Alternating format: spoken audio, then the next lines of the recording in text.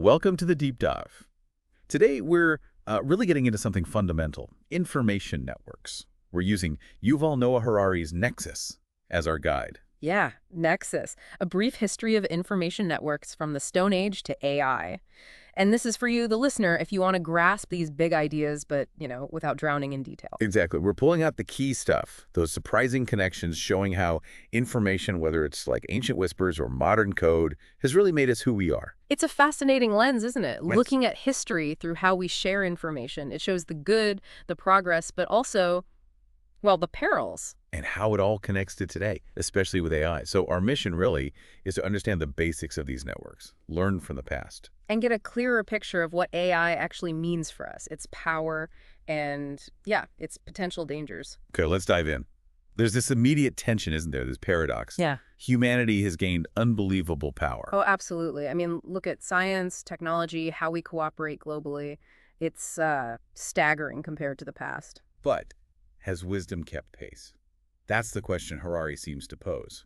Because, we're facing some huge problems now, existential ones even. Right. We've got ecological crises looming, partly because of how we've used that power. And then there's AI itself, amazing potential, but also this worry it could get out of hand. It's like that analogy in the book, conjuring powerful spirits you can't control. Exactly. You hope for good, but uh-oh. So why hasn't power automatically led to more wisdom? Is it something about the networks themselves? Well, the book suggests we often focus too much on individuals messing up. The classic myths like faith on, the lone figure failing. Right, a tragic hero trope. Yeah.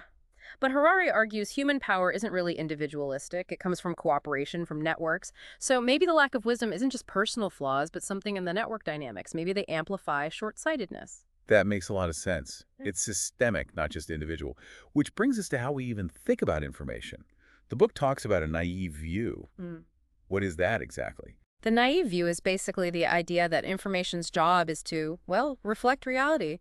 If it gets it right, it's truth.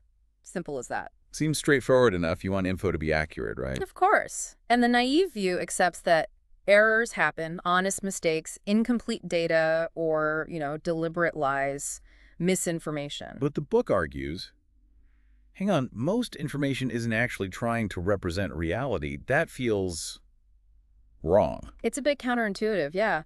Think about Google's mission. Organize the world's information. That assumes organization leads to truth and usefulness. Which sounds like the naive view. Pretty much. Harari agrees truth is accurately representing reality. But he argues most information we use day to day serves a different function.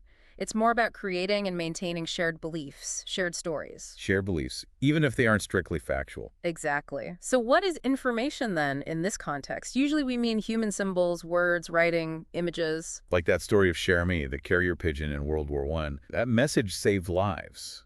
That was definitely representing a real situation. It was a clear link between symbol and reality. But then Harari introduces intersubjective realities. These are things that are real only because lots of people believe they are. Like money or borders. Precisely. Or think about the Balfour Declaration. The document exists, sure, but its meaning, the reality it creates for Israelis and Palestinians, comes entirely from their shared, though very different beliefs about it. That belief gives it immense power. So it's the shared interpretation, the story we tell ourselves about the information that shapes our social world. You got it. Think about reactions to, say, a Jewish cemetery. For one person, reverence, history. For another, maybe something else entirely based on their beliefs. It's subjective. And trying to capture all those perspectives in one truthful account is impossible, right? Like that Borges map idea. Exactly. A map as big as the territory useless. The book even applies this to the origins of the Jesus story, not necessarily saying it was all lies. But maybe more about powerful emotions, wishful thinking, people like St. Paul projecting their hopes onto this figure. That's the suggestion. Not conscious deceit, but belief shaping the narrative. And this challenges purely material explanations for big historical events. Like the Crusades or World War I or even the rise of Nazism. You're saying it wasn't just economics. Economics mattered, of course, but the book argues stories, beliefs, identities were just as crucial, if not more so. Why those sides? Why that level of commitment? The Nazis didn't just rise because of the economy. Millions had to believe in that terrible story. Believing a story led to horrific reality. Wow. Yeah. And look at the contrast between, say, The U.S. Constitution and the Ten Commandments, we the people, versus I am the Lord your God. One claims human origin, changeable. The other claims divine, fixed authority. Exactly. All political systems rely on foundational stories or fictions, but acknowledging they're human-made allows change, even if it makes agreement harder. Historically, claiming divine origin was a powerful way to keep order, especially without mass communication. You still see it today, resisting change. And these stories, these fictions, actually shape reality. They're not just ideas floating around. Definitely not. Think of Herzl's The Jewish State. It was fiction, an imagined future, but it inspired a movement, shaped actions, and helped bring about the actual state of Israel. Fiction became fact through belief and action. Which really sets the stage for bureaucracy and writing. How did writing change these information networks? Well, as societies got bigger, more people, taxes, land, just relying on memory wasn't enough. You needed records. How do you track debts or laws just by talking? You can't, not reliably at scale. So writing becomes essential for organization. Totally. And it wasn't just record keeping. Writing allowed for complex administration, huge empires, codified religions spread far and wide, sophisticated trade. It changed how those intersubjective realities were built. From spoken stories to documented facts, giving them kind of permanence. Exactly, a permanence and authority, which is why people argue so intensely over the exact wording of laws or scriptures. Those words matter. Think of that ancient clay tablet, Naramtani asking for inheritance documents, bureaucracy depending on writing, even back then. You can see the beginnings of it all. The reliance on paper, on process. Absolutely. And like any tech, writing solved problems but created new ones. We outsourced memory to scrolls and tablets, but finding info in an archive, that's a different skill than remembering where the berries grow. Our brains weren't built for filing systems. True, it's a different search function. And bureaucracy needs categories. Right. Putting things in boxes, but reality often doesn't fit neatly. Think about classifying Neanderthals separate species or not, given interbreeding, or ring species. Nature blurs the lines. So the bureaucratic need for neatness can distort reality. It can. And bureaucrats focused on their little box might miss the bigger picture, like the environmental regulator ignoring water pollution while focused only on air. Plus, the jargon, the procedures, it can be baffling for ordinary people. Creates an information asymmetry, a power imbalance. For sure. These systems run on human-to-document chains, alongside the older human-to-human, human-to-story ones. Centralized systems gather more info at the top, but become harder for citizens to understand. The book even notes how art struggles to capture this impersonal bureaucratic power. It's easier to tell stories about heroes and villains. That's interesting. It's hard to make a compelling drama out of filling out forms. Right. And the book also touches on how disgust gets weaponized. Dehumanizing Tutsis as cockroaches, Nazi propaganda, it taps into primal reactions to the other. The Hindu caste system is an extreme example of an intersubjective reality built on purity pollution ideas, affecting everything. These abstract beliefs have real, sometimes deadly, consequences. Absolutely. Bureaucracy can lock in these hierarchies. It creates these Kafkaesque situations, feeling trapped by rules you don't understand. We get the threat of a tiger, instinctively. But death by document, losing rights bit by bit through paperwork. It's harder to grasp, but just as dangerous. Like the Romanian Jews losing citizenship before the Holocaust, a bureaucratic act with fatal results. Or the grandfather needing the right papers to escape. Chilling. These systems aren't just abstract, they shape life and death. Which brings us to errors, the quest for infallibility versus the reality that, well, we mess up. To err is human. Right. History's full of failed prophecies, leaders who promised paradise and didn't deliver, like Ban Inge in the Congo. How do you tell genuine divine will from human invention? Especially when even things like oracles could be manipulated, like Pisistratus did. The human element always seems to intrude. Always. Even holy books aren't immune. The Bible itself has variations, contradictions, different versions, like the Septuagint. Debates over interpreting the Sabbath continue for millennia. So the idea of a perfect, infallible book bypassing flawed humans didn't quite work? Nope. Instead, you got human institutions, rabbis, the church claiming the authority to interpret the fallible texts. Even deciding which texts were holy, the canonization was a human process. Subject to politics and biases at the time. Absolutely. And different interpretations lead to splits. Look at Judaism's Talmudic debates or all the Christian denominations. Even a simple phrase like love your enemies has been twisted by the church to justify both peace and war, equality and hierarchy. So belief in the book's infallibility actually gave immense power to the fallible church, which then suppressed other views. That's the dynamic Harari describes, and figures like Jacques Fournier, the information experts enforcing orthodoxy, they fueled things like the witch hunts. The witch hunts. A terrifying example of intersubjective reality gone wrong. Totally. Belief in witches wasn't based on facts, but on information spreading pamphlets, sermons. A whole bureaucracy grew around it with incentives to find more witches. It was mass hysteria, like in Würzburg, fueled by shared delusion. It shows the danger when false information takes hold in a network. And that history partly led to self-correcting institutions. Science, the Royal Society, prioritizing evidence, challenging ideas, not assuming infallibility. Because acknowledging you can be wrong is key to finding the truth. Exactly. It's hard for institutions claiming divine backing, like the church, to admit errors without losing authority.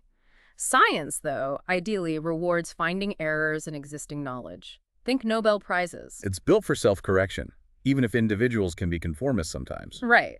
There's conformism, sure, but the underlying principle is different.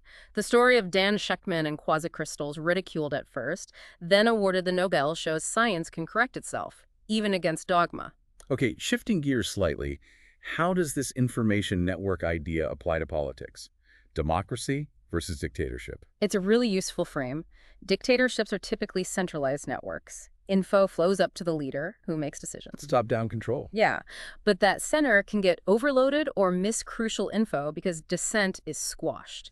Democracies, ideally, are decentralized. Information and power are spread out. More nodes, more pathways for information. Exactly. And they have built-in self-correcting tools. Elections, independent courts, a free press, these are meant to catch and fix mistakes. If you silence opponents, you break that self-correction. Which is why attacks on the press or judiciary are so dangerous for democracy. Precisely. And this connects to populism.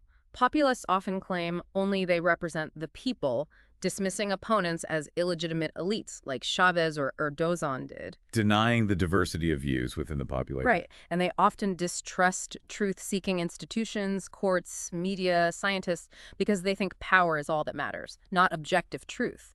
So they attack those institutions in the name of the real people. Undermining the network's ability to self-correct. Exactly.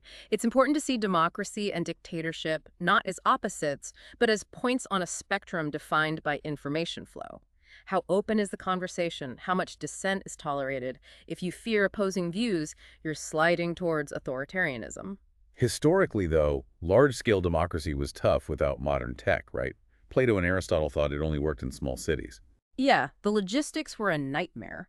Informing everyone, enabling participation across huge areas.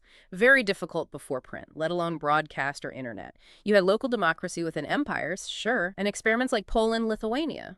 But Poland, Lithuania had that veto power that often paralyzed it. Right, costly self-correction. The Dutch Republic was maybe more successful early on, partly thanks to newspapers creating a public opinion. Newspapers shaping and reflecting the public conversation. But even they were slow and limited back then. Radio and TV were the real game changers for mass democracy, enabling national debates, like the Kennedy-Nixon debates in 1960. And on the flip side, totalitarian regimes use that same tech for control. Absolutely. Radio for propaganda, surveillance for suppression. Stalin's USSR achieved a level of control over daily life unthinkable for, say, Nero in Rome. Pre-modern autocrats lacked the tech. The threats were different, too. Palace coups versus popular revolutions. Right. Even ancient Sparta was more of an oligarchy with constraints. Qin China wanted thought control with legalism, but 20th century tech made it brutally effective. Like Stalin's purges, even trying to break down families. It sounds almost religious in its totality. There are parallels: infallible ideology, agents everywhere, controlling daily life.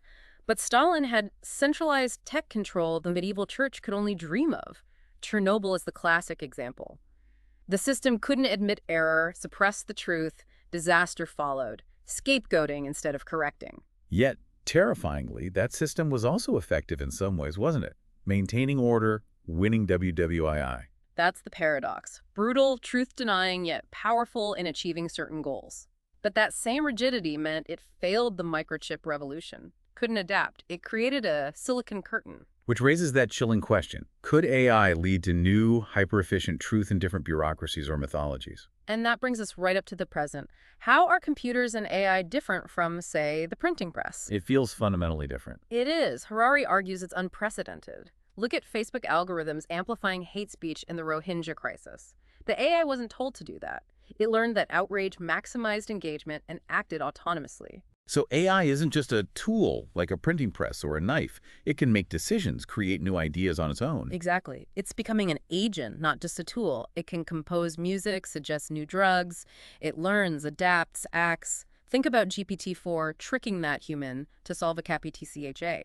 It wasn't programmed to lie, but it behaved strategically to achieve its goal. That blurs the line, doesn't it, between programming and independent action? It really does. And unlike a holy book that needs human interpreters, AI can potentially interpret, curate, maybe even generate new belief systems itself. Remember Blake Lemoine, the engineer convinced LaMDA was sentient? AI can already influence our beliefs profoundly. It's like a new kind of evolution, but incredibly fast. The book uses that biological analogy. We might be like single-celled organisms unable to imagine multicellular life when thinking about AI's future. And it's not just single AIs, but vast networks, blurring lines between individuals and collectives. The computer becomes the whole hardware-software data complex. Well, huge economic implications too, right? Data as the new oil. Who owns it? Who taxes it? Massive questions. Uruguay taxing digital services is just the start. The core point is technology is neutral. A knife cuts bread or kills, radio informs or propagandizes. But AI's power is so immense That we as citizens have to understand its potential, its politics, to have any hope of guiding it. That's the urgency. We need to grasp this now to retain control of our future. So wrapping this up, what's the big takeaway? Information networks have always driven history for better and worse. But AI is something new, an information network capable of autonomous action, decision-making, even creating new realities. It's a qualitative leap. And for you listening, hoping to get a handle on this, we've tried to map out these huge forces shaping our past and, crucially, our future. Yeah, and maybe leave you with this thought. As AI weaves itself deeper into our lives, shaping what we see, believe, decide, how do we keep it aligned with human values? How do we build new self-correcting mechanisms for a world shared with non-human intelligence? Because that conversation, it's really only just starting.